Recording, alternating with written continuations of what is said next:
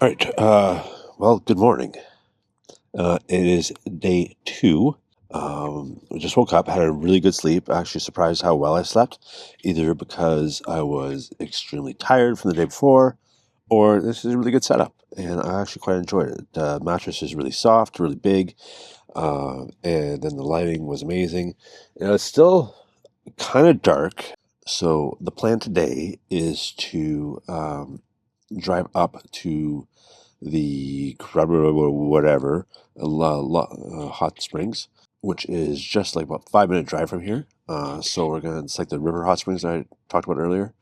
So we're gonna do that. Hopefully, hopefully the weather keeps up or holds up. And then we're going to drive to Grindavik. Now, I met some people last night next to me. They're from New York. They went to Grindavik yesterday, and they said a lot of stuff was you couldn't get to it because of the volcano warning. So I don't know if we'll be able to do that. Hopefully, and then we're going to drive over to not Seljalandsfoss, almost Vik, but not the other one. Skógar. We're going to drive to Skógar. And then so right now I'm sitting at around 58%, which is not a lot. But I'm hoping I can make that to Grindavik. Then there's a supercharger just east of Hella. So that is a plan to get there and do a good charge there. So we're gonna get ready, have some breakfast, and then get ready and head out.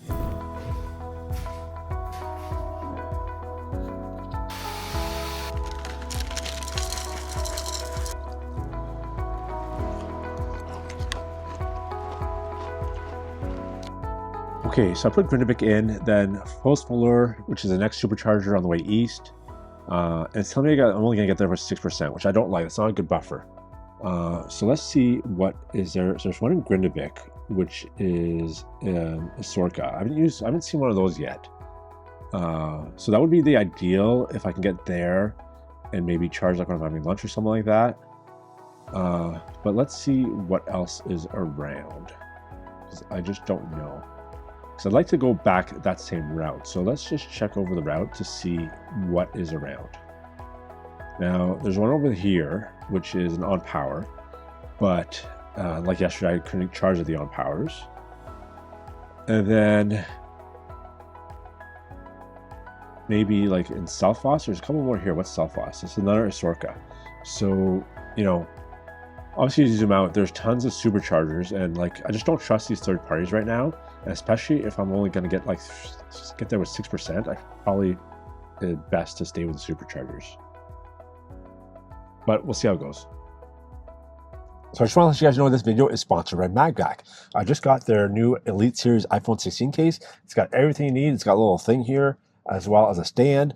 The only problem though is it does not charge on the Tesla wireless pad. So for that, you're going to need the Tesla phone mount. Now, unfortunately, I don't have one with me right here, but I truly am missing it because I would love to be able just to put my phone in there, to be able to I'm using my music from my phone. So I would like to have it mounted there so I can just control my music without having to handle my phone. If you want to get yourself the MagBack phone mount, head over to magback.com and use promo code NortonTesla for 15% off. All right, back to the video. All right, so we're just on our way to the Reykjadalur hot springs, and the river actually comes all the way down here, which is just outside of Reykjadalur. And you'll just check this out. Like, you'll see the river here, which is the Vermont River, and you'll see all this steam coming out of the hills. It's all these vents from the thermal activity.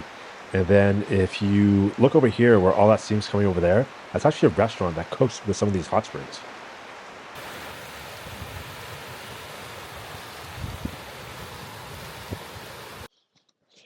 All right, we have made it to Reykjadalur. It is 3 kilometers that way.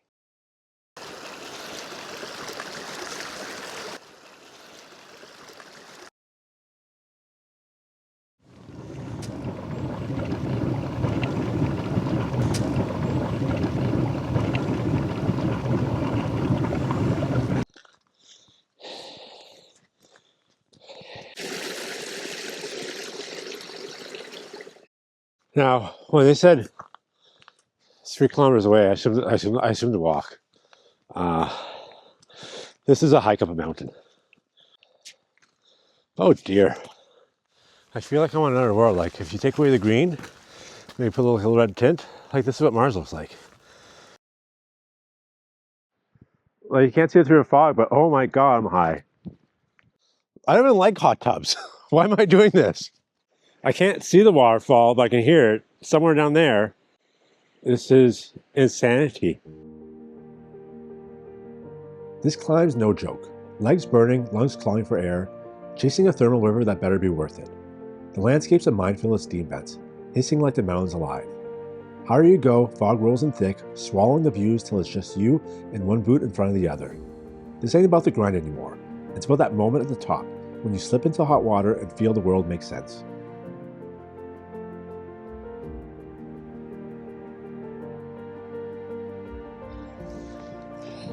We made it. Oh, we made it. It was quite the trek, but you made it. And here it is. There's not much to look at. It's a something.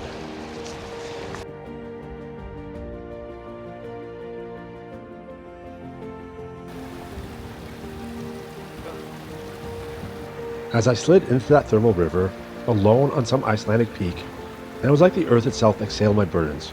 Just me, steeped in a water born from the planet's fiery gut. Silence thick as solitude, with only the trickle of the water to listen to. I headed back down and then the fog parted, slow, like it was giving me a gift, and the world came alive. Stark cliffs, endless sky, and that waterfall, a rumble until now, bared its teeth in full glory.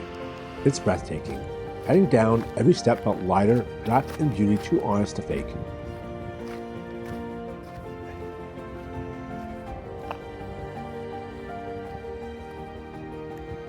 All right, so we just finished the hike.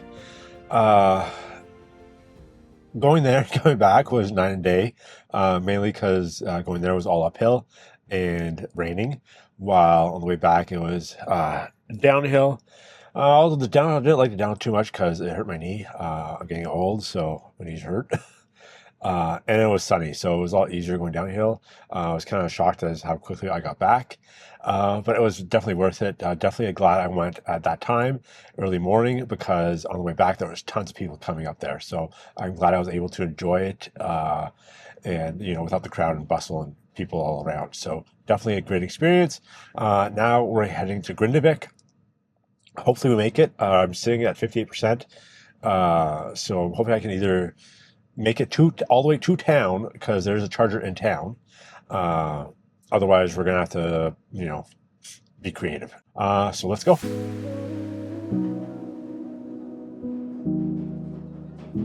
This side of the island, the land's a whole different beast.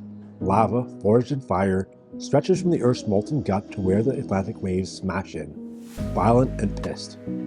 Moss blankets the jagged fields, soft and green, almost pretty, like nature's trying to play nice, but underneath you see it, the brutal story of a world ripped apart and left a scar.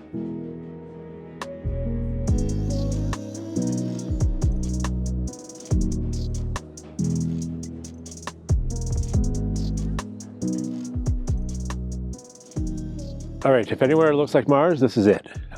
So we are at the Seljalandsfoss Volcano, which is just east of Grindavik, and we are hiking to the volcano area. Now, there's multiple trail options. I need to get to the 2023 eruption, which is where the big one was. It's like a 5-hour hike. I don't think we're going to be doing that. So let's see how close we can get, or how far we can walk, because I'm a little tired from the 3-hour hike this morning. So we're going to go, but let's take a look around here. This is amazing. It is really something else. Like it feels like just a different world. All right, I just made it to the top of the little hill there, just off the parking lot, and that's lava right there.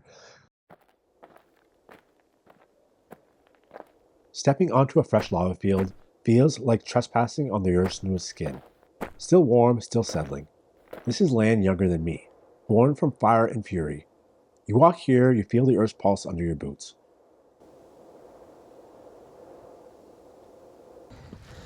I like the ripples.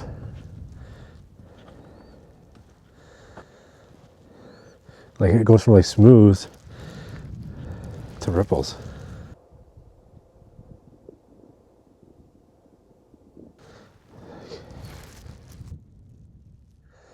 There's pockets here where it just crumbles. You also gotta watch where you're stepping.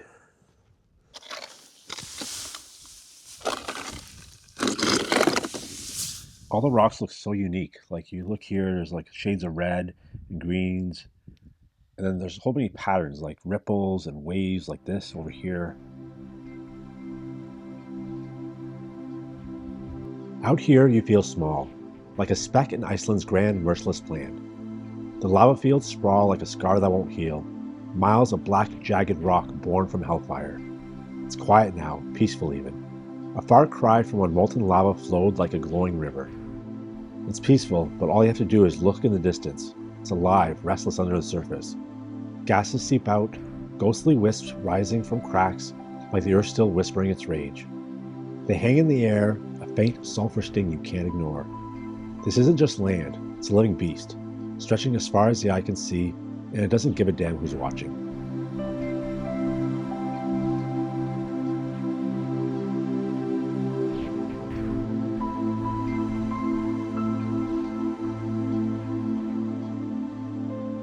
That was amazing.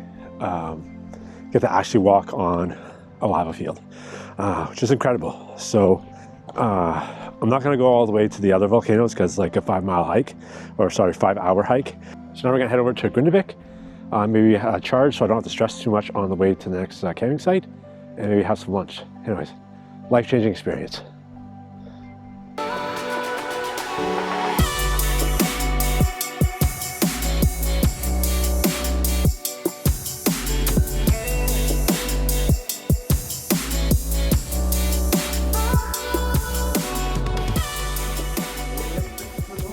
We are here in Grindavik, just got back from the volcano.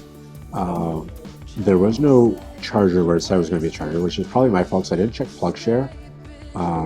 And after I got there, the icon was gray on the Tesla map, so it's probably my fault. So we're gonna have lunch first, and we're gonna figure out how to get back on the road because I'm only at like 38%, so that's not good. But anyways, we are having apparently world famous fish and chips, and a friend of mine who knew I was going to Iceland, I guess Googled the horrific, most awful thing you can probably eat here, a delicacy, and that is fermented shark. And I asked if they had it, and they do. So we're doing fermented shark. All right.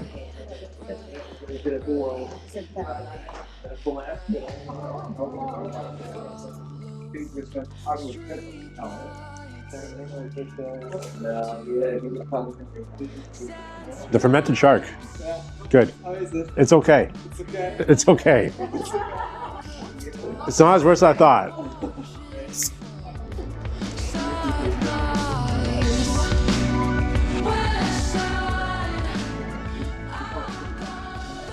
Much better than the fermented shark. All right, so we're sitting at 35%, which is a bit close. It's kind of close to the estimation that I had this morning. So I'm gonna put in Skógafoss, which is the campsite tonight, and seeing what it's gonna be like from here. So obviously it's going through Reykjadalur with like a 13-minute charge at the Baki Supercharger.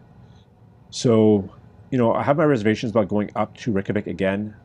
So I kind of want to put in just curious to see what it would be like, what kind of route I would have to take if I was going to avoid Reykjavik and staying on the right on the southern coast. So I'm just put a waypoint in to kind of force it to go the other way, and seeing what that looks like. So obviously I cannot get to Hesvelur without charging, so that's -3. So I need to find charging somewhere. Let's just check Plokkfiskur to see what it's saying. Maybe there's more that I'm missing.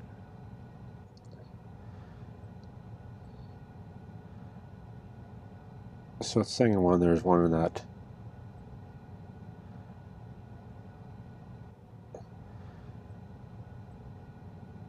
It's saying there's one there. So it's a business though.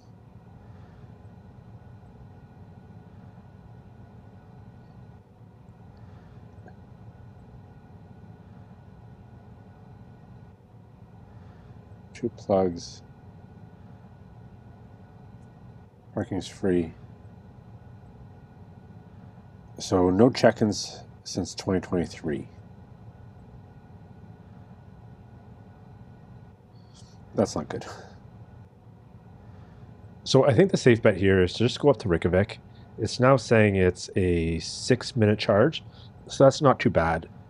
And like in this area here, this part of Highway 1, I haven't done yet either, so should see some new stuff.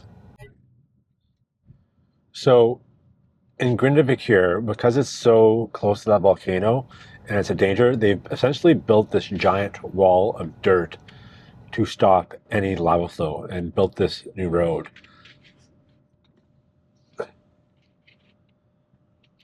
So you see here, it's just basically a wall of dirt. So this is part of the old lava flow that came through Grindavik late last year. You can see over there it's still kind of smoking.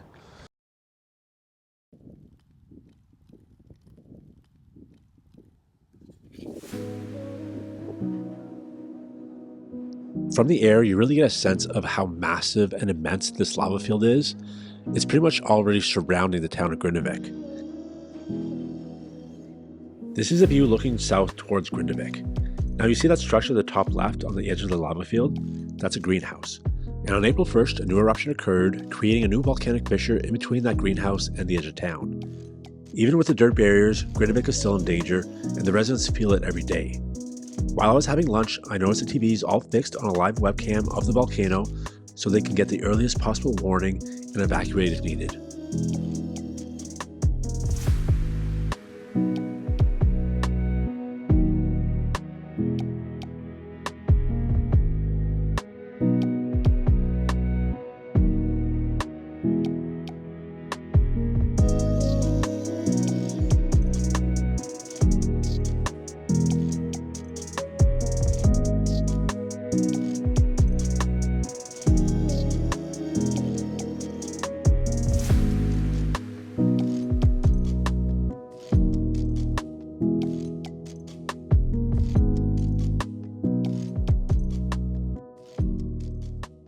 So here we are at the Alphabaki Supercharger in Reykjadalur. So now we're going to be taking a different route. I've not taken Highway 1 from here to Herbergoroi.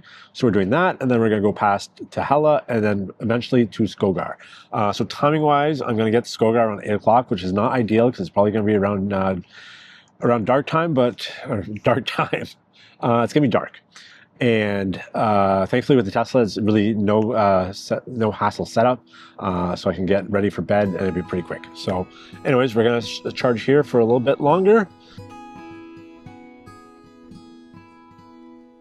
Sometimes I don't know if I feel right side up or upside down. I get so caught up inside my head, sometimes I can't get out.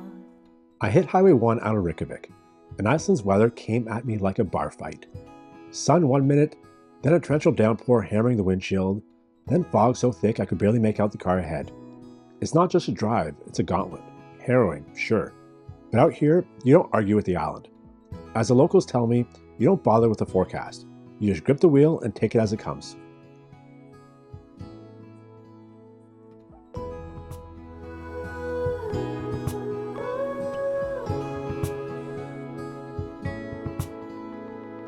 If I fall down 7 times, I swear to God I'll get up 8.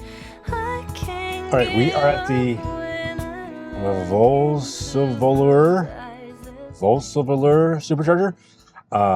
So we're here now. Now the reason for this is because I couldn't make it to Skógar, the campsite, without it charging. However, the Supercharger after Skógar is about 45 minutes away from the campsite, and I wouldn't be able to get there without charging.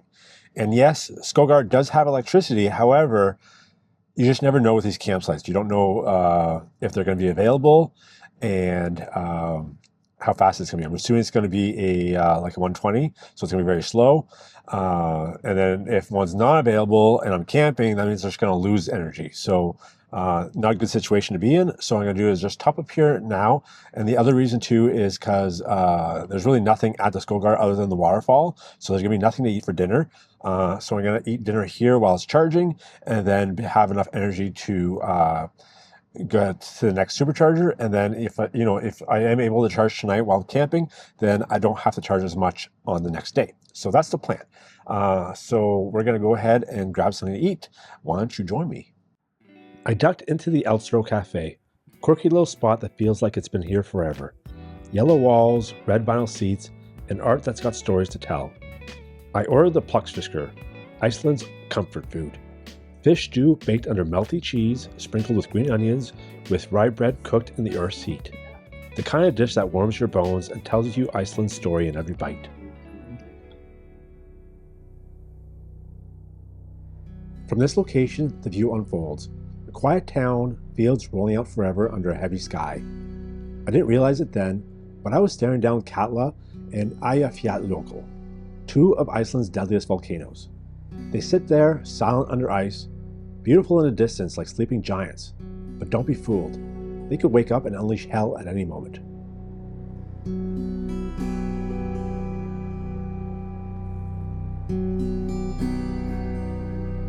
All right, so I finally made it to Skógar. It is 8:30. It's well past dark, as you can see. So a little later than I expected. But the last dinner was amazing. It was to die for. So I'm glad I stopped there. It was so good.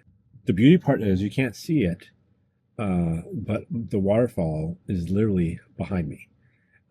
So in the morning when I open my lift gate, I will be greeted by a wonderful waterfall, the Skógafoss. So I'm glad I actually ended up supercharging, because they offer electricity here, but I can't find it.